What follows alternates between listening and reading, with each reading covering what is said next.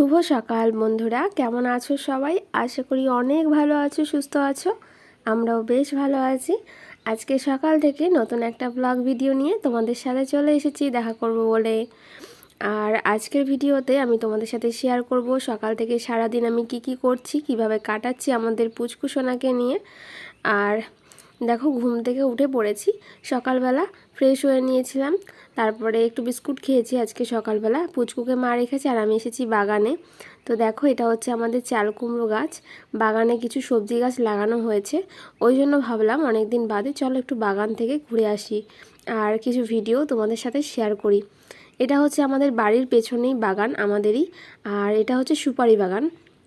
এই সুপারি বাগানে কিন্তু কিছু সবজি গাছ লাগানো হয়েছে, আর বাগানের পেছনে রয়েছে এই যে মাঠ। তো সবুজ লাগছে পুরো চারিদিকটা, বেশ সুন্দর।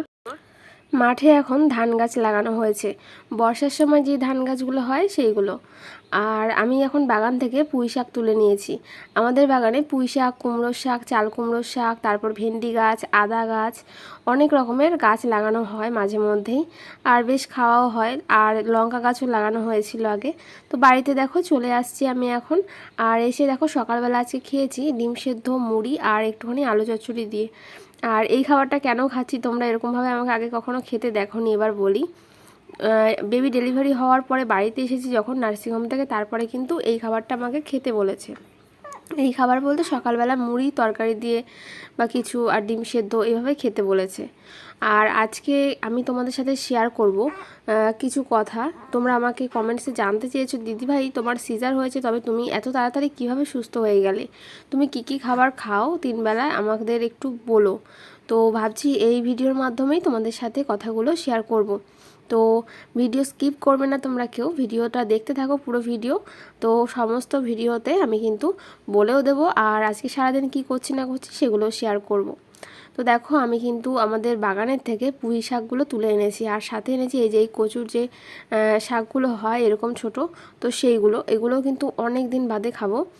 আর এই যে পুঁই ডাগাগুলো দেখতে পাচ্ছ, ওগুলো আমি এখন কেটে নেব। তো বসেছি একটু সবজি কাটতে। তো বাগানে আমি গিয়েছি আজকে অনেক দিন বাদে, প্রায় 1 বছর। প্রেগনেন্সির সময় আমি যখন এই বাড়িতে চলে এসেছি, তোমরা জানো 2 মাসের সময় কিন্তু আমি চলে এসেছি এই বাড়িতে। তারপর থেকে আমি একদম বাগানে যাইনি। প্রেগনেন্সির সময় বাগানে টাগানে না যাওয়াটাই আমার মনে হয় ভালো। আর আমি যখন হাঁটাচলা করতাম, আমি উঠোনের মধ্যেই হাঁটাচলা করতাম, আর সেই সব ভিডিওগুলো শেয়ার করেছি তোমাদের সাথে। আর এখন মানে খুব মিস করি, জানো তো, ওই সময়টা, প্রেগনেন্সির সময়টা। আসলে আমরা মানে যেই সময়টা চলে যায় পরে গিয়ে মিস করি খুব। ভাবি যে না, ওই সময়টা খুব ভালো ছিল, এত সুন্দরভাবে কাটিয়েছি। মানে পরে গিয়ে আর কি মনে হয় যে না, ভালোই ছিল। আর যখন যেটা কাটাই, যেই সময়টা মনে হয় যেন যে না এখন ভালো কাটছে না বা কিছু, এইরকমটা আর কি মনে হয় আমাদের। তারপরে দেখো, আমি কিন্তু সবজিগুলো কেটে আমি স্নান করে এসেছি, একটু তাড়াতাড়ি করে স্নান করেছি, কারণ পুচকু এখন ঘুমোচ্ছে। ওই ফাঁকে আর কি স্নানটা সেরে এসেছি। আর ও উঠে গেলে মানে কখন ঘুমাবে, কতক্ষণ জেগে থাকবে, কোনো ঠিক নেই, ওই জন্য আর কি। আর স্নান সেরে আমি দেখো গায়ে যে নাইটিটা ছিল ওটাও কিন্তু ধুয়ে দিয়েছি, ধুয়ে কিন্তু ঘরে চলে এসেছি চুলটা একটু আঁচড়ে নেব বলে। আসলে নিজের খেয়ালটাই রাখা হচ্ছে না, জানো তো, ঠিক করে। পুচকুকে টাইম দিতে দিতে নিজের মানে যত্নটাই ভুলে যাচ্ছি। আবার ভাবি যে হ্যাঁ, এখন তো ও ছোটো আছে, একটু যখন বড় হবে তখন আমি ঠিকই নিজের খেয়ালটা রাখতে পারবো, তখন সব কিছুই ঠিক হয়ে যাবে। তাই জন্য আর মানে আফসোস হয় না, এখন আর কোনো কিছু মনেই হয় না। স্নান করে ঘরে এসে আমি চুলটা আঁচড়ে নিচ্ছিলাম। আর এখানে দেখতে পাচ্ছ পুচকুর কিছু শুকনো কাপড় রয়েছে, তো এগুলো আমি একটু পরে ভাঁজ করে নেব। তার আগে সিঁদুরটা পরে নিলাম। আর দেখো, রান্নাঘরে গিয়েছিলাম একটু, মা দেখছিলাম যে ভাত বসিয়েছে আর ওদিকে করছিল তালের বড়া, তো আমি একটুখানি খাচ্ছিলাম ওখান থেকে নিয়ে। আর আজকে হচ্ছে গিয়ে ভাদ্র মাসের সে অমাবস্যা, আর এই দিনে তালের বড়াও খাওয়া হয় অনেকের বাড়িতে, তো আমাদের বাড়িতেও কিন্তু করা হয়েছে। তো ওইখানে মা ভেজেছিল, তাই ওইটা আমি খাচ্ছিলাম। আর কেউ বলো না, আবার রান্না করতে করতে খাচ্ছি। এই মানে তালের বড়াগুলো কিন্তু কাউকে দেওয়া হবে না, আমাদের জন্যই তো, ওই জন্য আর কি। দেখো, আমি করে নিচ্ছিলাম। তো বাঁ হাতে মনে হচ্ছে হয়তো তোমাদের ভিডিওতে, তো এটা কিন্তু ফ্রন্ট ক্যামেরা, আমি কিন্তু ডান হাত দিয়েই দিচ্ছিলাম। তো আমার ভিডিও বেশিরভাগ আমি ফ্রন্ট ক্যামেরা দিয়েই করি, যেগুলো আর কি আমায় তোমরা দেখতে পাও সেই সব ভিডিও ক্লিপগুলো। আর এবার দেখো, বাইরে থেকে কিছু জামা কাপড় নিয়ে আমি আবার ঘরে মেলে দিচ্ছি। বাইরে একটু হালকা ঝিরিঝিরি করে বৃষ্টি পড়ছিল। তো বেশিক্ষণ আর পরেনি, আমি জামা কাপড়গুলো তুলেছিলাম, আবার 5 মিনিট পরে দেখি রোদ উঠে গেছে। মানে বর্ষার কালটা ঠিক এরকমই, মানে এই বারবার পুচকুর জামা কাপড়গুলো তুলি আবার গিয়ে রোদে মেলি, মানে এরকমটাই হতে থাকে সারাটা দিন, মানে কতবার যে তুলবো কোনো ঠিক নেই। আর দেখো তারপরে মা কিন্তু এদিকে ভাতটা মানে বসিয়েছিল, সেই ভিডিওটা একটু করে নিয়েছি। এখানটায় দেখো ভাতটা প্রায় ফুটে গেছে, ভাত রান্না হবে। আর কি কি হচ্ছে চলো দেখাই তোমাদেরকে। তো পুঁই শাক দেখেছিল যে কেটে নিয়েছি, তো পুঁই শাক হবে ওইদিকে। আর আমি দেখো তার মধ্যে চলে এসেছি ঘরে। ঘরে এসে পুচকুর যে এই যে কাপড়ের টুকরোগুলো ছিল এগুলো কিন্তু শুকিয়ে গেছে, তো ওগুলোই আমি কিন্তু এক এক করে ভাঁজ করে নিচ্ছিলাম। ওর তোয়ালে ছিল, তারপরে আরও ওর জামা ছিল কিছু, সেইগুলো। তো তারপরে দেখো বাইরের দিকে এসেছি, মা কিন্তু এখানটায় আমাদের খাওয়ার জলটা ভরে নিচ্ছিল। মায়ের এখনও স্নান হয়নি, স্নান হবে, তারপরে গিয়ে মা পুজো দেবে, তারপরে আবার দুপুরে খাওয়া দাওয়া হবে। আর পুচকুকে আমি যতক্ষণ রাখবো, পুচকু আবার ঘুম থেকে উঠে গেছে, আমি পুচকুকে রাখছিলাম ওই টাইমটুকু। আর দেখো মার জল ভরা হয়ে গেছে, স্নান সারা হয়ে গেছে, আর এদিকে করে নিচ্ছিল পুজো, ঠাকুর পুজো। তো ঠাকুর পুজো করতে একটু টাইম লাগে, যেহেতু অনেকগুলো ঠাকুর রয়েছে আমাদের বাড়িতে। আর এটাও কিন্তু ফ্রন্ট ক্যামেরা দিয়ে, কেউ মনে করো না যে বাঁ হাতে পুজো দিচ্ছে, আসলে ডান হাত দিয়ে কিন্তু পুজো দিচ্ছিল মা। তো ফ্রন্ট ক্যামেরা বলে এরকমটা আর কি মনে হয়। তারপরে কিন্তু মা এদিকে পুজো দিচ্ছিল, আর পুচকু কিন্তু ঘুম থেকে উঠে গেছিলো, তাই আমি ওকে নিয়ে বারান্দা একটু হাঁটছিলাম। আর এই দেখো ক্যামেরার সামনে একটুখানি এসেছি, দেখাচ্ছিলাম পুচকুকে। আর দেখো এবার দেখাই কি কি রান্না হয়েছে। ভাত এখানে হয়ে গেছে, এখানে ভাজা রয়েছে, পুঁই শাক রয়েছে যেগুলো আমি সকালবেলা কেটে দিয়েছি। আর এগুলো কিন্তু বাগানের পুঁই শাক, খেতেও কিন্তু খুবই ভালো হয়েছে, কুমড়ো দিয়ে আলু দিয়ে পুঁই শাকটা করা হয়েছে। আর পুঁই শাকটা হচ্ছে নিরামিষ আজকে, অন্য সময় মাছের মাথা দিয়েও করা হয় মাঝে মধ্যে। আর আজকে হয়েছিল চিকেন, তো দেখো লাল লাল কিন্তু চিকেনের ঝোল। তবে আমি কিন্তু এখন পুরোপুরি সুস্থ হয়ে গেছি, পুরোপুরি বলতে এখন খাওয়া দাওয়ার দিক থেকে, ওই জন্য কিন্তু এরকম তরকারি খাচ্ছি। এবার তোমাদেরকে বলবো যে তোমরা ডেলিভারি হওয়ার পরে সকালবেলাটা যদি মুড়ি খাওয়া, মানে শুকনো খাবারটা খেতে বলা হয়, মুড়ির তরকারি দিয়ে খেতে পারো, আলু সিদ্ধ এইসব দিয়ে খেতে পারো। দুপুরবেলা একটু ঝোলের তরকারি খাবে, পাতলা ঝোল মশলা ছাড়া, তো ওইটা খাবে। আর রাতের বেলা যদি রুটি খাও না, তোমাদের তাড়াতাড়ি করে সেলাইটা শুকিয়ে যাবে, মানে তখন 15 দিনের মতো একটু শুকনো খাবারটা খাওয়ার চেষ্টা করবে সকাল রাতে। দুপুরবেলা তো জানো একটু ঝোলের তরকারি না হলে হয় না, ওই জন্য আর কি। আর সেলাই যখন শুকিয়ে যাবে মোটামুটি 15 দিনে তুমি অনেকটা সুস্থ হয়ে যাবে, নিজে হাঁটাচলা করতে পারবে ভালো করে, বেবিকে রাখতে পারবে, তাতেই তুমি নিজে বুঝতে পারবে যে কতটা সুস্থ। তো আমিও কিন্তু এরকমভাবেই খেতাম। আর এখন যেটা দেখতে পাচ্ছি এগুলো এখন কিন্তু আমার অনেক কয়দিন হয়ে গেছে, আমার বেবি এখন 1.5 মাস। তো এখন আমি সব কিছুই খাচ্ছি, মানে সব মশলা দিয়েই খাচ্ছি, তরকারি সমস্ত কিছুই, আমার অতটা অসুবিধা হচ্ছে না কিন্তু। আর আমি এর আগেও কিন্তু মানে প্রেগনেন্সির সময়ও কিন্তু সব কিছুই খেতাম, সেরকম কিছু বাদ ছিল না আমার। শুধু থাইরয়েডের জন্য মুসুর ডাল, পুঁই শাক, তারপরে কাঁচা কলা এইসব আর কি খেতাম না, তাছাড়া বাকি কিন্তু আমি সমস্ত কিছুই খেয়েছি, সেরকম কোনো অসুবিধা হয়নি।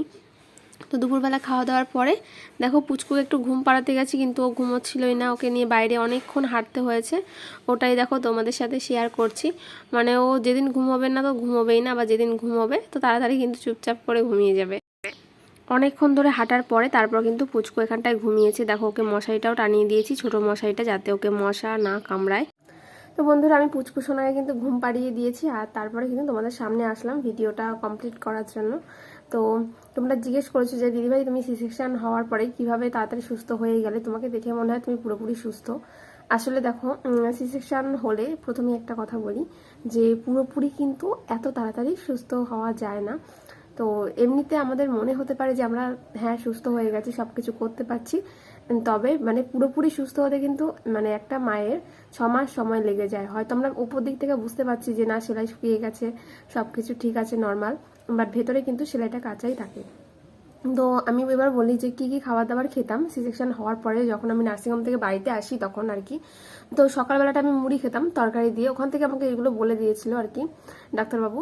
তো সকালবেলা মুড়ি দিয়ে আর কি তরকারি দিয়ে কিছু খেতাম, তোমরা দেখেইছো। তো আজকে সকালেও খেয়েছি আর কি, আর ডিম সেদ্ধ খেতাম তার সাথে। তারপরে গিয়ে দুপুরবেলা খেতাম একটু ঝোলের তরকারি, মানে পাতলা ঝোল, ধরো মাছের ঝোল আর কি, জ্যান্ত মাছের ঝোল যেগুলো হয় সেগুলো। তারপরে গিয়ে রাতের বেলা কিন্তু রুটি খেতাম আর কি, দুবেলা শুকনো খাবার খেতাম, আর দুপুরবেলাটা বা ঝোল ছাড়া তো খাওয়া যাবে না। আবার যদি একদম শুকনো খাই তাহলে বেবি হচ্ছে ব্রেস্ট মিল্কটা পাবে না, সেক্ষেত্রেও অসুবিধা। আবার সবসময় ঝোলের তরকারি খেলেও মানে ব্রেস্ট মিল্ক পাবে বাট তোমার সেলাই শুকোবে না, এইরকম একটা সমস্যা হয়ে যায় কয়দিনের। তো ওইরকম একবেলা তোমরা ঝোলের তরকারি খেতে পারো, আর দুপুরবেলা মানে সরি রাতে আর সকালবেলাটা একটু শুকনো খাবার খাওয়ার চেষ্টা করবে। মোটামুটি মানে নার্সিংহোম থেকে আসার পরে তোমরা 7 দিন এই খাবারটা খেতে পারো, টোটালে ধরো 15 দিনের মতো। তো এইভাবে তোমরা খেতে পারো খাবার দাবার, তাহলে একটু তাড়াতাড়ি ঠিক হয়ে যায়। 15 দিন পরে কিন্তু সব কিছু একটু ঝোল মানে ঝোলের তরকারিটা একটু বেশি খাওয়ার চেষ্টা করবে, তাহলে বেবি ব্রেস্ট মিল্কটা মানে ভালো আসবে বেবির জন্য। তো আর বলি যে তাড়াতাড়ি কি করে সুস্থ হবে। তো দেখো আমার যখন সিজেশন হয়েছে তারপরে বাড়িতে আসি, এসব খাবার দাবার খেতাম আর কি। আর প্রথম কথা হচ্ছে যখন বাড়িতে আসি 7 দিন পরে, বেবি হওয়ার 7 দিন পরে নিশ্চয়ই ছুটি দিয়ে দেবে তোমাদের, তার আগেও কোনো জায়গায় দিয়ে থাকে। তো আমার কিন্তু 7 দিনের দিনই ছুটি দেওয়া হয়েছিল, তারপরে বাড়িতে এসেছি। আর ডাক্তারবাবু ওখান থেকে বলে দিয়েছিলেন যে বাড়িতে যাবে, স্নান করা যাবে বাট সেলাই জায়গাটা কিন্তু ভেজানো যাবে না। তো তোমরাও কিন্তু স্নান করবে অবশ্যই, কিন্তু যেটুকু সেলাই থাকে ওইটুকু কিন্তু ভেজাবে না। তারপরে 7 দিন মোটামুটি 15 দিনের মতন বা 10 দিনের মতন এরকম করবে, মানে বেবি হওয়ার 15 দিন পর্যন্ত বললাম। ধরো 7 দিন তোমরা ওখানে থাকলে 7 দিন, বাড়ি আসা 7 দিন ওই সেলাই জায়গাটা ভেজাবে না। তারপরে যখন হয়ে যাবে তারপরে 7 দিন পরে কিন্তু অবশ্যই তোমরা ভালোভাবে মানে সাবান শ্যাম্পু দিয়ে স্নান করতে পারো। তবে সেলাই জায়গাটাও সাবান দিয়েই আমাকে স্নান করতে বলা হয়েছে, আমিও তাই করেছি। তবে মানে এরকমভাবে ডলবে না সেলাই জায়গাটা, তাহলে অসুবিধা আছে। মানে এরকম ড্যাব ড্যাব করে যেমন আমরা মানে এরকম এরকম এরকম এরকম করে সেলাই জায়গাটা মুছে নেবে, তাহলে কোনো অসুবিধা হবে না। আর তেঁতুল জাতীয় বা টক জাতীয় খাবারটা তখন একটু অ্যাভয়েড করেই চলবে, কারণ টক খেলে অনেক সময় সেলাই জায়গাটা পেকে যেতে পারে। তো এমনিতে আমি এই সময়টা এখনও পর্যন্ত টক জাতীয় কিছু খাবার খাইনি যদিও, তো তোমরাও একটু অ্যাভয়েড করেই চলো এই সময়টা। আর তাছাড়া বেবি যখন তোমাদের ব্রেস্ট ফিডিং করবে একটু টক জাতীয় খাবারটা একটু না খাওয়াটাই ভালো আমার মনে হয়, কারণ তোমার যদি অম্বল হয় তাহলে বেবিরও কিন্তু অম্বল, গ্যাস এইসব হতে পারে। আর তখন একটু তেল ঝাল মশলা একটুখানি কম করে তরকারি আর কি খেতে হবে। তো আমিও কিন্তু সেটাই খেতাম, তবে এখন আমি সমস্ত কিছুই খাই। এখন আমার বেবির বয়স হচ্ছে 1.5 মাস, আমার 1.5 মাস হয়ে গেছে, বেবি হয়েছে।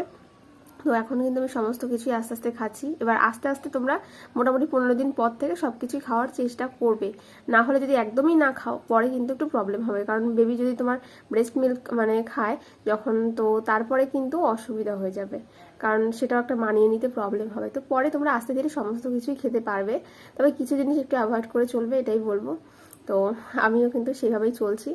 আর ভারী কোনো কিছু তুলবে না, মানে ধরো ভাতের ফ্যান গালা বলো, বালতি তোলা, তারপরে সিঁড়ি দিয়ে ওঠানামা করা, আমার মনে হয় না করাটাই ভালো। তো সেটা তোমরা অন্তত কম করে 6 মাস এসব করবে না। ভাববে হয়তো যে আমি তুলতে পারবো, তো তার মানে তবুও যতটা না করে পারবে সেটাই ভালো, কারণ আমরা এমনিতে মনে হয় যে না পুরোপুরি সুস্থ। দেখো তোমরা আমাকে দেখো বলো যে দিদিভাই তুমি মনে হয় পুরোপুরি সুস্থ হয়ে গেছে। হ্যাঁ আমি এমনিতে আমার নিজের কাছে মনে হয় হ্যাঁ আমি সুস্থ হয়ে গেছি, বাট সেলাই কিন্তু ভেতরে এখনো কাঁচা।